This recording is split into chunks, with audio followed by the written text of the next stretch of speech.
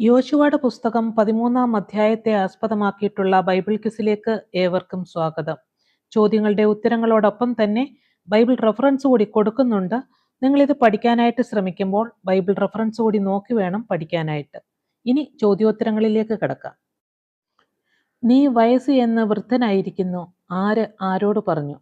യഹോവ യോശുവയോട്. വയസ്സ് എന്ന യോശുവയോട് യഹോവ അറിയിച്ച കാര്യം എന്തായിരുന്നു? നീ വയസ്സ് എന്ന വൃദ്ധനായിരിക്കുന്നു, ഇനി ഏറ്റവും വളരെ ദേശം കൈവശമാക്കുവാനുണ്ട് എന്ന കാര്യം. വയസ്സ് ചെന്ന യോശുവയുടെ കാലഘട്ടത്തെക്കുറിച്ച് പറഞ്ഞു തുടങ്ങുന്ന അധ്യായം ഏതാണ്? 13-ാമത്തെ അധ്യായം. ഇസ്രായേൽ ഇനി കൈവശമാക്കുവാനുള്ള മിസ്രൈമിന്റെ കിഴക്ക് ദേശങ്ങൾ ഏതെല്ലാമായിരുന്നു? ഫെലിസ്ത്യ, ഗശൂര്യ ദേശങ്ങൾ. ഇസ്രായേൽ കൈവശമാക്കേണ്ടതും കനാന്യർക്കുള്ളതെന്ന് എണ്ണി വരുന്നതുമായ ഫിലിസ്ത്യ ദേശങ്ങൾ ഏതെല്ലാമാണ്? സീഹോർ മുതൽ വടക്കോട്ട് എക്രോന്റെ അതിർവരെയുള്ള ഫിലിസ്ത്യ ദേശങ്ങൾ. മിസ്രൈമിന്റെ കിഴക്കുള്ള ദേശം ഏത്? സീഹോർ. എത്ര ഫിലിസ്ത്യ പ്രഭുക്കന്മാരാണ് പട്ടികയിലുള്ളത്? 5 ഫിലിസ്ത്യ പ്രഭുക്കന്മാർ. ഏതെല്ലാം ഫിലിസ്ത്യ പ്രഭുക്കന്മാരുടെ ദേശമാണ് ഇസ്രായേൽ കൈവശമാക്കണമെന്ന് യഹോവ പറഞ്ഞത്? ഗസാത്യൻ, അസ്തോത്യൻ, അസ്കലോന്യൻ, ഗിത്യൻ, എക്രോന്യൻ. കീഴടക്കാൻ ബാക്കിയുള്ള ദേശങ്ങളെക്കുറിച്ച് യോശുവയ്ക്ക് യഹോവ നൽകിയ നിർദ്ദേശം എന്തായിരുന്നു? ഇസ്രായേലിന് അത് അവകാശമായി വിഭാഗിക്കുക എന്ന നിർദ്ദേശം. യോശുവ പിടിച്ചടക്കുന്ന ദേശം എത്ര ഗോത്രങ്ങൾക്കാണ് വിഭാഗിക്കേണ്ടത്? 9 ഗോത്രങ്ങൾക്കും മനശ്ശെയുടെ പാതി ഗോത്രത്തിനും. ദേശം 12 ഗോത്രങ്ങൾക്കായി വിഭാഗിക്കാതെ 9.5 ഗോത്രങ്ങൾക്ക് മാത്രമായി വിഭാഗിച്ചത് എന്തുകൊണ്ടാണ്? 2.5 ഗോത്രങ്ങൾക്കും മോശ യോർദാനക്കരെ ദേശം അവകാശമായി കൊടുത്തിരുന്നു. 2.5 ഗോത്രം എന്നത് രൂബേന്യരും ഗാദ്യരും മനശ്ശെയുടെ പാതി ഗോത്രത്തെയുമാണ് സൂചിപ്പിക്കുന്നത്. ആരെക്കുറിച്ചാണ് അസ്തോരോത്തിലും എദ്രയിലും വാണവനും മല്ലന്മാരിൽ ശേഷിച്ചവനുമായവൻ എന്ന് പറഞ്ഞിരിക്കുന്നത്? ബാശാനിലെ ഓഗ് രാജാവിനെ കുറിച്ച്.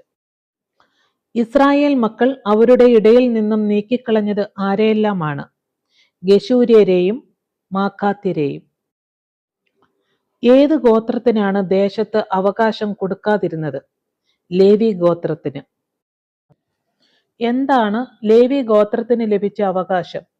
ഇസ്രായേലിന്റെ ദൈവമായ യഹോവയുടെ ദഹനയാഗങ്ങൾ. അമോര്യ രാജാവായ സീഹോന്റെ രാജ്യം ആർക്കാണ് അവകാശമായി നൽകിയത്? രൂബേൻ ഗോത്രത്തിന്. മോശ ഓരോ ഗോത്രത്തിനും ദേശം അവകാശമായി കൊടുത്തത് എങ്ങനെയായിരുന്നു? കുടുംബം കുടുംബമായി. മോശ സംഹരിച്ച അമോര്യ രാജാവായ സീഹോന്റെ രാജ്യം അവകാശമായി ലഭിച്ച ഗോത്രങ്ങൾ ഏതൊക്കെയായിരുന്നു? രൂബേൻ, ഗാദ് ഗോത്രങ്ങൾ. മോശ സംഹരിച്ച മിദ്യാന്യ പ്രഭുക്കന്മാർ ആരെല്ലാമാണ്? ഏവി, രേക്കം, സൂർ, ഹൂർ, രേബ എന്നീ പ്രഭുക്കന്മാർ. ഇസ്രായേൽ മക്കൾ വാൾ കൊണ്ട് കൊന്നവരുടെ കൂട്ടത്തിൽ പ്രശ്നക്കാരൻ എന്ന് പറഞ്ഞിരിക്കുന്നത് ആരെക്കുറിച്ചാണ്? ബെയോരിന്റെ മകനായ ബിലയാമിനെ കുറിച്ച്. യോർദാൻ അതിർ ആയിരിക്കുന്ന ഗോത്രങ്ങൾ ഏതെല്ലാം? രൂബേൻ, ഗാദ് ഗോത്രങ്ങൾ. സൂക്കോത്ത് ആർക്കാണ് അവകാശമായി ലഭിച്ചത്? ഗാദ് ഗോത്രത്തിന്. മോശ സംഹരിച്ച ഓഗിന്റെ രാജ്യം അവകാശമായി ലഭിച്ച ഗോത്രം ഏതായിരുന്നു? മനശ്ശെയുടെ പാതി ഗോത്രം. 60 പട്ടണങ്ങൾ ലഭിച്ച ഗോത്രം ഏതായിരുന്നു? മനശ്ശെയുടെ പാതി ഗോത്രം. അസ്താരോത്ത്, എദ്രെയി എന്നീ പട്ടണങ്ങൾ ആർക്കാണ് അവകാശമായി ലഭിച്ചത്? മനശ്ശെയുടെ പാതി ഗോത്രത്തിന്. ആരുടെ മകനാണ് മാക്കീർ? മനശ്ശെയുടെ മകൻ. മനശ്ശെയുടെ പാതി ഗോത്രത്തിനുള്ള അവകാശം മോശ ആരുടെ മക്കൾക്കാണ് അവകാശമായി നൽകിയത്? മനശ്ശെയുടെ മകനായ മാക്കീരിന്റെ മക്കൾക്ക്. മോശ എരിഹോവിന് കിഴക്ക് യോർദാൻ അക്കരെ രൂബേന്യർക്കും മനശ്ശെയുടെ പാതി ഗോത്രത്തിനും അവകാശം ഭാഗിച്ചു കൊടുത്തത് എവിടെ വെച്ചാണ്? മോവാബ് സമഭൂമിയിൽ വെച്ച്. ലേവി ഗോത്രത്തിന് ആരായിരുന്നു അവരുടെ അവകാശം?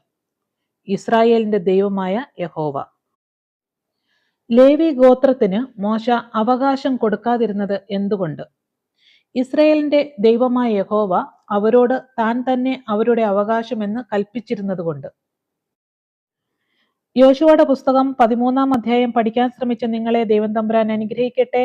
നിങ്ങൾക്ക് ഈ വീഡിയോ പ്രയോജനമാകുന്നുവെങ്കിൽ ലൈക്ക് ചെയ്ത് മറ്റുള്ളവരിലേക്ക് കൂടി ഷെയർ ചെയ്ത് കൊടുക്കുക. വീഡിയോയെക്കുറിച്ചുള്ള അഭിപ്രായങ്ങൾ അറിയിക്കാൻ മറക്കരുത്. പുതിയ വീഡിയോയുമായി വീണ്ടും കാണാം. Till then bye and God bless you.